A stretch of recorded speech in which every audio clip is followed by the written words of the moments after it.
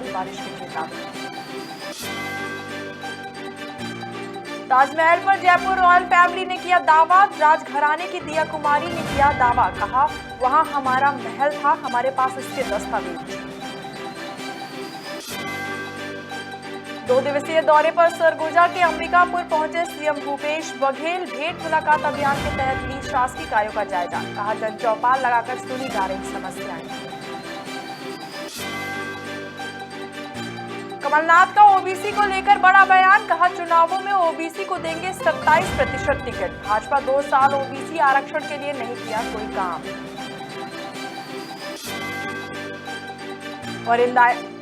और Indore crime branch को मिली बड़ी सफलता, 15 पिस्टल सहित 3 आरोपी गिरफ्तार। अलग अलग जिलों में करता था अवैध हथियार तस्करी।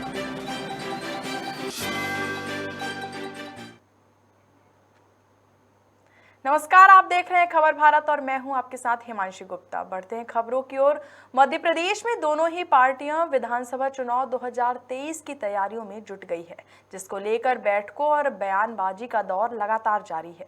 इसी कड़ी में भाजपा प्रदेश अध्यक्ष वीडी शर्मा ने बयान देते हुए कहा कि पंचायत चुनाव को लेकर सुप्रीम कोर्ट का निर्णय आ गया है। साथ ही उन्होंने कहा कि सरकार ने सुप्रीम कोर्ट में तथ्यों के साथ रिपोर्ट पेश की।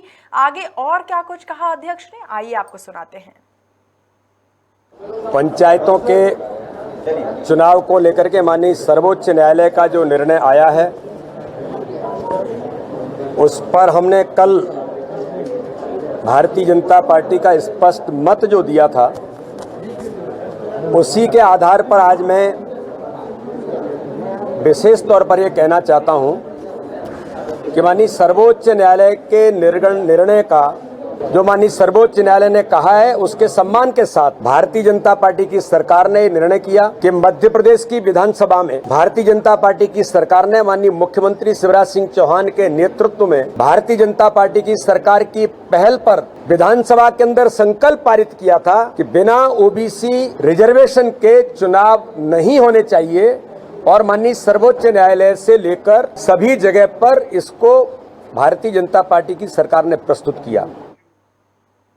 छत्तीसगढ़ के झीरम मामले में हाईकोर्ट ने 4 जुलाई तक सुनवाई पर रोक लगा दी है, जिस पर मुख्यमंत्री भूपेश बघेल ने बयान देते हुए कहा कि न्यायालय कोई भी जा सकता है, लेकिन धर्मलाल कौशिक इस मामले को लेकर 2 बार कोर्ट जा चुके हैं। साथ ही उन्होंने कौशिक पर हमला करते हुए कहा कि आयोग की रिपोर्ट देने से पहले 2 सदस्यीय टीम बनाए, क्या बात है जिसे वे छुपाने जा रहे हैं। भारतीय जनता पार्टी क्या चाहती है, ये वो ही जानते हैं।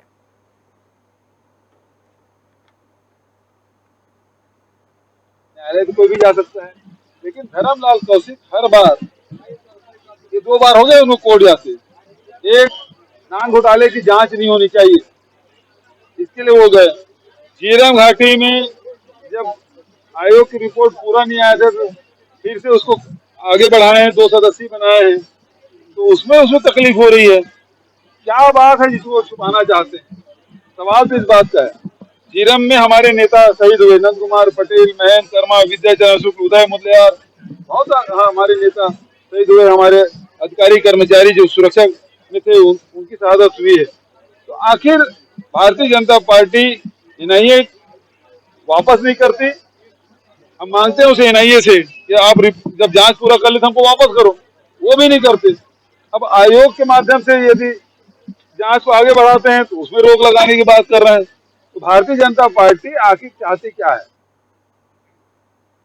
नगर निगम भोपाल जल कार्य विभाग 12 मई से पाइप की कमीशनिंग का काम शुरू किया जा रहा है।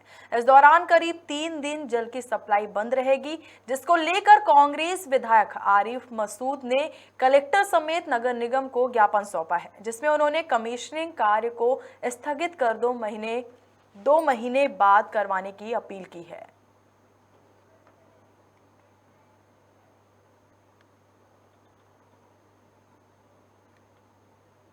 नगर निगम द्वारा एक परिपत्र अखबारों के माध्यम से और सोशल मीडिया के माध्यम से मिला परसों के दिन, जिस पर शहर में नर्मदा जल की पाइपलाइन की टेस्टिंग के लिए तमाम इलाकों में जहां नर्मदा जल वितरित किया जाने वाला है, वहां टेस्टिंग के लिए लाइनें बंद की जाएंगी, जिससे टंकियां नहीं भर पाएंगी। पब्लिक की सप्लाई नहीं हो पाएगी घरों की। इस टेस्टिंग को लेकर निगम ने 3 दिन के लिए पानी, लगभग 2 दिन पूरे और अगला दिन का आधा दिन मांगा है कि 60 घंटे पानी का वितरण, पानी की सप्लाई बंद रहेगी। भोपाल शहर की जनता से दरख्वास्त करूंगा कि आप लोग अपनी व्यवस्था खुद करने का प्रयास करें।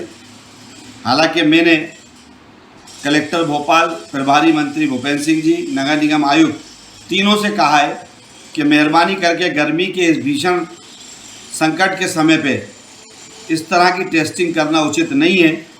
बरसात के समय पे की जाए तो उससे पानी की क्षमता कम भी होती है और लोगों को दिक्कत भी नहीं होगी।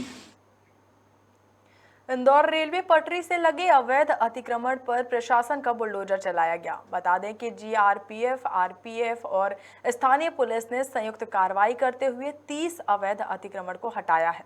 वहीं रेलवे पीआरओ ने बताया कि कार्रवाई से 3 महीने पहले रहवासियों को नोटिस जारी किया गया था। हालांकि कुछ रहवासियों ने स्वेच्छा से अपना अतिक्रमण हटा लिया था। हमारे रतलाम मंडल में अभी ये ड्राइव चल रहा है जो कि पटरियों के आसपास के जो एरिया हैं, जैसे अभी हाल में आज जो है जूनी इंदौर फाटक के आसपास जो हरिजन कॉलोनी है, वहाँ पे क्या है 3 महीने पहले भी निर्देश दे दिए गए थे उनको हटने के लिए। कुछ लोगों ने अपने आप ही हटा लिए और अभी आज का जो टारगेट है वो तकरीबन 6 करीब हो चुके हैं और आने वाले टाइम में तकरीबन 30 के करीब वो हैं, तो आज पूरे हो जाएंगे। तो अभी तक दूसरी तरफ से कोई ऑब्जेक्शन तो नहीं आया है, बट मेजर क्या है कि हमारा जो पटरी है उसको चौड़ा करना या फिर उनका मेंटेनेंस, इसके लिए हमें फैसिलिटी के लिए चाहिए होता है। तो अभी हम लोग जो अतिक्रमण लोगों ने बहुत टाइम से कर रखा था उनको धीरे धीरे JCB, RPF, GRPF, city police और जो इंजीनियरिंग हमारा डिपार्टमेंट है और जो दूसरे डिपार्टमेंट मिलकर संयुक्त रूप से ये एक ड्राइव चला रहे हैं। तो आने वाले टाइम पे ये कि अतिक्रमण अगर क्लीन हो जाता है तो एक रेलवे की फैसिलिटी के लिए और रेलवे की पटरियों के लिए एक बहुत ही ठीक एक प्रावधान है। इंदौर के सरवटे बस स्टैंड पर अवैध वसूली के खिलाफ नगर निगम सख्त हो गया है। दरअसल मामले में असामाजिक तत्वों के खिलाफ प्रकरण भी दर्ज किए गए हैं। वहीं निगम आयुक्त प्रतिभा पाल ने कहा कि अवैध वसूली करने वाले ने सख्त एक्शन लिया जाएगा। माफ कीजिएगा, अवैध वसूली करने वालों के खिलाफ सख्त एक्शन लिया जाएगा और जरूरत पड़ी तो उनके मकान तोड़ने की कार्रवाई भी की जा सकती है। देखिए, सरवटे बस स्टैंड पे जब हम लोगों ने ये बस स्टैंड शुरू किया था तब एक ये अंदेशा व्यक्त किया था वहाँ की यूनियन ने, बस ओनर्स एसोसिएशन ने, कि इस तरीके की गतिविधियाँ 4 साल पहले जब पहले चलता था तब भी लोग तंग रहते थे, इस तरीके की गतिविधियाँ ना हो। तो हम लोगों ने पहले दिन से ही जो वहाँ के डीसीपी सर हैं उनसे भी कोऑर्डिनेट करके पहले दिन से ये सख्ती रखी थी कि इस तरीके के लोगों को बिल्कुल भी टॉलरेट नहीं किया जाएगा। निगम की जो वहाँ टीम लगाई गई, मजबूत टीम लगाई गई है और उसमें भी ये कहा गया है कि कोई भी अननेसेसरी व्यक्ति जो बस ऑपरेशन से जुड़ा नहीं है वो वहाँ पर उपस्थित नहीं रहेंगे। यदि रहते हैं तो ऐसे लोगों के खिलाफ हम लोगों ने अभी एफआईआर भी कराई है। उस एफआईआर में एक्सटॉर्शन भी शामिल है।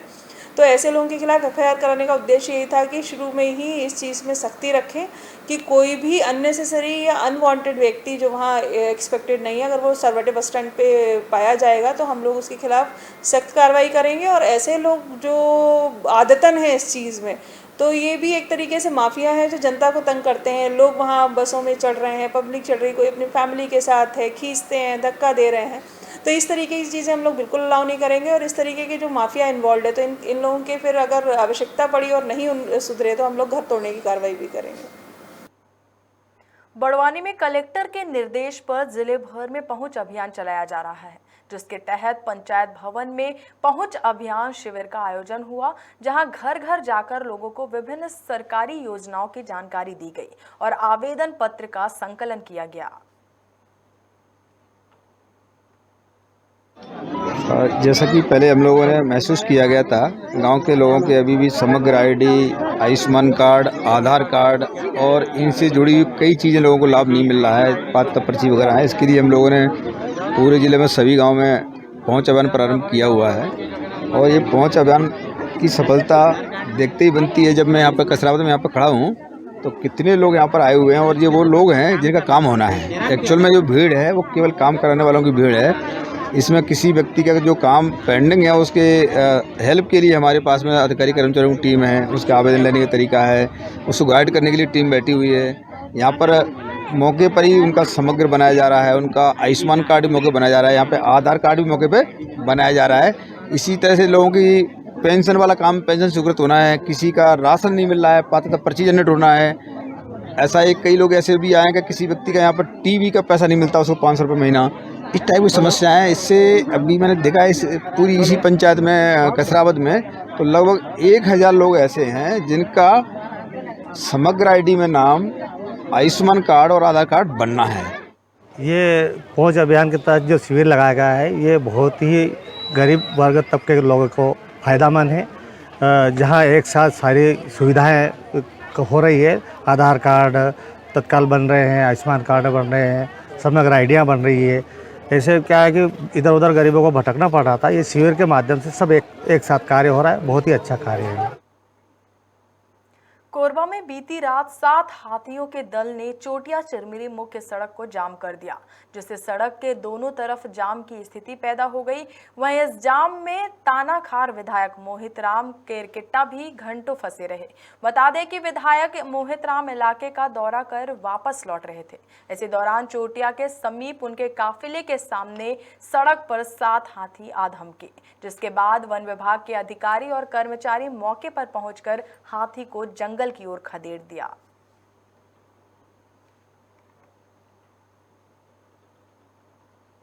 मध्य प्रदेश में लव जिहाद के कड़े कानून के बाद भी अपराधियों के हौसले बुलंद हैं। दरअसल मुस्लिम युवक हिंदू बहन बेटियों से पहचान छुपाकर उनको अपने प्रेम जाल में फंसा रहे हैं और उनका धर्म परिवर्तन कर यातनाएं दे रहे हैं, जिसको लेकर हिंदू उत्सव समिति और सर्व समाज ने गाडरवाड़ा थाना प्रभारी को ज्ञापन सौंपकर कड़ी कार्रवाई की मांग की है। हिंदू एक हो रहा है, ये पक्का है, हिंदू की ताकत दिख रही है, मगर हिंदू को अब कैसे झुकाया जाए, इसलिए पुरजोर ताकत सामने वालों पे ना जाए, उनके साथ संबंध न रखे। इसलिए अपने पिता माता को कुछ ना कुछ ध्यान रखना पड़ेगा। ये जो करेली वाली घटना हुई है उसमें भी वो कहीं ना कहीं के माध्यम से, स्कूल के माध्यम से, यदि किसी स्कूल में ऐसे जिहादी लोग यदि पढ़ा भी रहे तो हम सबका नैतिक दायित्व है आप उनके ऊपर से जाके उनको नहीं कर सकते। यदि अपने बच्चों की जिंदगी बचानी है तो, क्योंकि आखिरी बार वो करने वाले हैं, इसके बाद कुछ और बड़ा हो सकता है। इंदौर में एक अजीबोगरीब मामला सामने आया है। दरअसल गुजरात में फर्जी मृत्यु प्रमाण पत्र बनवाकर अभिषेक जैन ने खुद को मृत घोषित कर लिया था, जिसे एनसीबी ने गिरफ्तार कर लिया है। एनसीबी 2 दिन पहले आरोपी को इंदौर लाई है। वहीं मामले में एक नया मोड़ भी सामने आया है, जिसमें व्यापारी पार्थ जैन ने उस पर वैवाहिक ठगी का भी मामला दर्ज करवाया है। जी, मेरा नाम पार्थ जैन है और हालांकि आप लोगों को भी समाचार पत्रों के द्वारा मालूम पड़ा होगा, जो अभी हाल ही में खबर छपी थी। अभिषेक जैन नामक व्यक्ति मेरे घर रिश्ता लेके आए थे 2021 में, और 2021 में जब वो रिश्ता लेके आए तो वो फाइनेंस कंपनी के अपने आप को मालिक बताकर रिश्ता लेकर आए थे।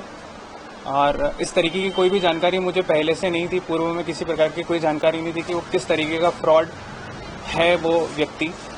उन्होंने अपनी बहन की शादी मुझसे करवाई, साथ ही शुरुआती शादी के साथ ही उन्होंने मुझे ब्लैकमेल करना चालू किया, मुझसे पैसे मांगना स्टार्ट कर दिए थे।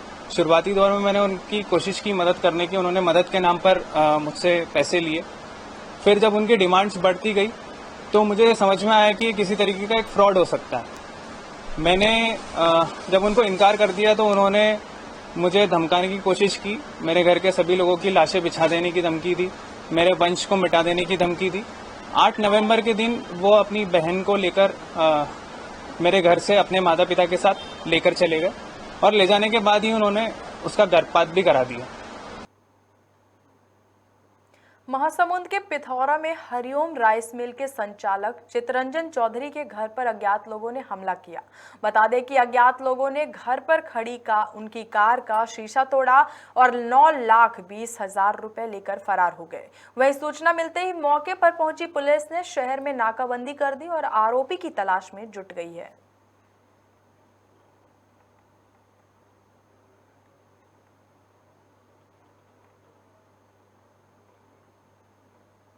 श्योपुर जिले में लगातार बढ़ रही आपराधिक गतिविधियों पर अंकुश लगाने के लिए किसानों और युवाओं ने विरोध प्रदर्शन किया।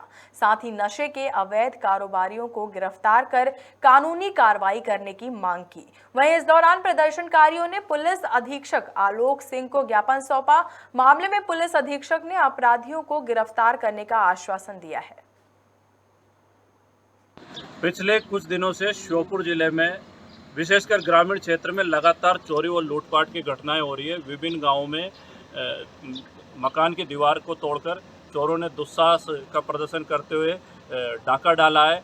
राहगीरों को मेवाड़ा के राम बलवान मीणा को कनापर रोड पर रात्रि के 10 बजे लूटा गया है, लेकिन पुलिस प्रशासन ने अभी तक चोरों को गिरफ्तार करने के लिए और उन पर कठोर कार्रवाई करने के लिए कोई कार्रवाई नहीं की है। साथ ही खेतों से किसानों के केबल, स्टार्टर और ट्रांसफार्मर की ऑयल की जा रही है, जिसे किसानों में और क्षेत्र के आमजन में भय का वातावरण बना हुआ है। हमने आज ज्ञापन देकर एसपी महोदय से मांग की है चोर लुटेरों को शीघ्र अतिशीघ्र गिरफ्तार किया जाए, उन पर कठोर कार्रवाई की जाए, जिले की बदहाल बिगड़ी हुई कानून व्यवस्था को दुरुस्त किया जाए।